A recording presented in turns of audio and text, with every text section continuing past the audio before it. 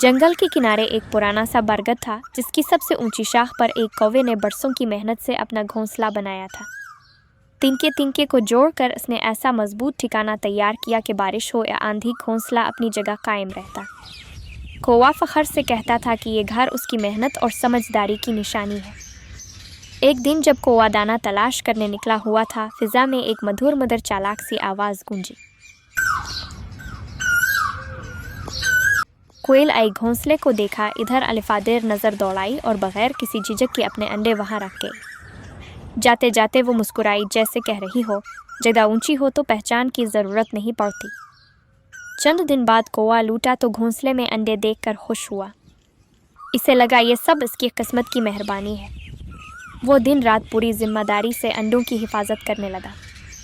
बारिश में परों से ढांपता, धूप में साया करता।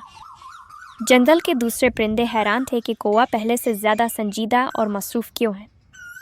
वक्त गुजरा, अंडों से बच्चे निकले, मगर ज्यों वो बड़े होने लगे, उनकी आवाज़ में कौवे की कड़वाहट के बजाय कोयल की मिठास आने लगी। कौवा उलझन में पड़ गया। वो सोचता, मैंने तो अपनी समझ के मुताबिक सब कुछ ठीक किया था, फिर ये आवाज़ें अजनबी क्यों हैं। एक बूढ़ा उल्लू जो शाख के नीचे बैठा सब कुछ देख रहा था, आहिस्ता से बोला, मेहनत अपनी जगह, मगर जब जिम्मेदारी गलत जगह आ जाए तो नतीजा भी अजीब ही निकलता है। कौवा खामोश रहा।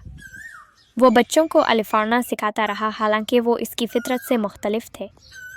जंगल में चर्चा होने लगा कि बरगद की शाख पर ऐसा गीत गूंजता है जो कोई के मिजाज से मेल नहीं खाता।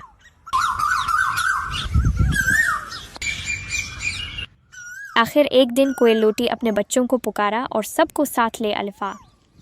कौवा खाली घोंसले में बैठा रह गया। तब इसे समझ आई कि सिर्फ घोंसला होना काफ़ी नहीं, अंडों का भी अपने मिजाज का होना ज़रूरी है।